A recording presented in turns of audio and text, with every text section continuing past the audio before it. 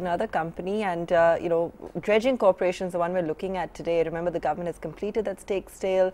We're looking now at the strategy of new owners, the upgradation of fleet, and so on and so forth. So, what are the plans that are going to be drawn up? Is the focus of upgradation or investing in new dredgers?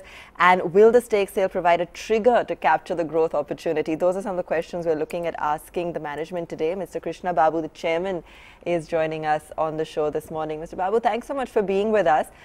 Now that the 74% stake has officially been taken over by the consortium of 4 ports, what's the first priority or plan of action? Yeah, our priority is to assess the dredgers presently available, because now DCI traditionally is concentrating on maintenance dredging. And we wanted to see what opportunities we can take in capital dredging space, and also IWA, because IWA is a lot of big plans for next couple of decades. So there is a lot of opportunity in inland waterways, and also some other activities like sand mining and all state governments. So our first priority is basically to see our dredgers and maybe plan for acquisition of few more dredgers, especially cutter section dredgers, which will be keep the company at least good in capital dredging. There indication from government that they want to sell their stake in dredging. If that is true, then hopefully a foreign partner, maybe a strategic investor would kick in. So does it make sense for you to commit to expansion at a time when we know that M&A activity is around the corner? Yeah, as you know, Government of India has taken a decision, especially based on the report of Ministry of Shipping, that it is strategically very important for the government to have a dredging company in the sphere of government control.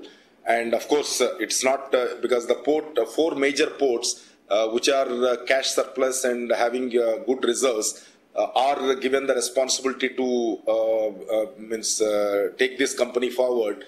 I am not expecting any further disinvestment right now. We will strategize, because it is very crucial for all the major ports and also, of course, non-major ports in the country. As you know, the dredging is dominated by certain groups. Naturally, we don't want the competition to go. And our main priority and focus is to ensure that we get good turnover, the top line, and also improve our bottom line by rationalizing the expenditure and also bringing good practices. That is why we also want to take some international experts on the board as independent directors, and also we are going for some serious studies about how to make this corporation, which is already doing well, to take it to a different level. Babu, you've spoken a lot about these growth arenas that you're looking at. So what now sort of order inflows do you envisage? What is the current order commitment across the various ports like? See, we have a generally annual dredging plan of various ports. We have a Indian Ports Association which has done all the studies.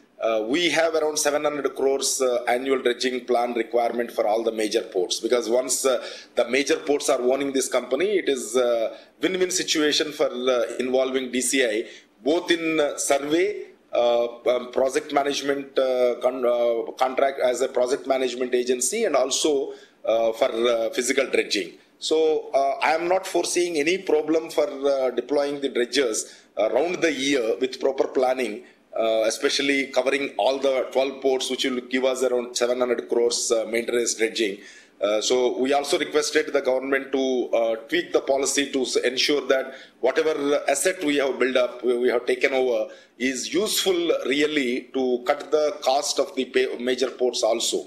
So that is around 700 crores. We are we are also looking for opportunity in neighboring countries, and also the capital dredging space. So capital dredging, we are also having a plan to initially go for part acquisition, part hiring model.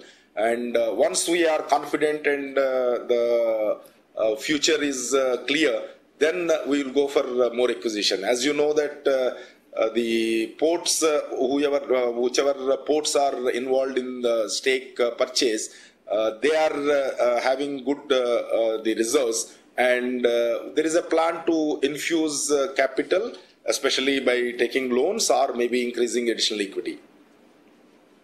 So to wrap it up from our side, how much of your current business is dependent on state government and how much of that business is coming from central government? And because of the election cycle in between, could there be a volatility in your numbers? Yeah, practically state government, we don't have much turnover and exposure. We basically concentrate on major ports along with certain works in non-major ports also. The major ports, the contracts are varying from 3 to 5 years, and non-major ports, of course, it is depending on their requirement. So we are just planning to increase our exposure or our working in IWA. We are having an MOU with IWA, and Bangladesh this year, because Government of India is supporting Bangladesh for development of the port. Naturally, we expect that we will take a major part of that work. Outlook in terms of numbers that you have for us? You said you were going to be focusing on the top line, bottom line going forwards. Any kind of guidance or outlook you can share with us? Yeah, of course, it is too early. We have taken the charge on 8th and we are in the planning stage. Our focus is 18-19, we should reach a turnover of 1,000 crores. And of course, net profit, because some of the provisioning, whatever is done, and the Government of India's response on Setu Samudram and all, it will be clear during this year. Once this is clear, maybe, of course, bottom line, we think it should be comfortable at 100 crores plus. Thanks very much then for joining in, Mr. Babu, giving us a sense as to how business is shaping up and the outlook for Dredging Corp.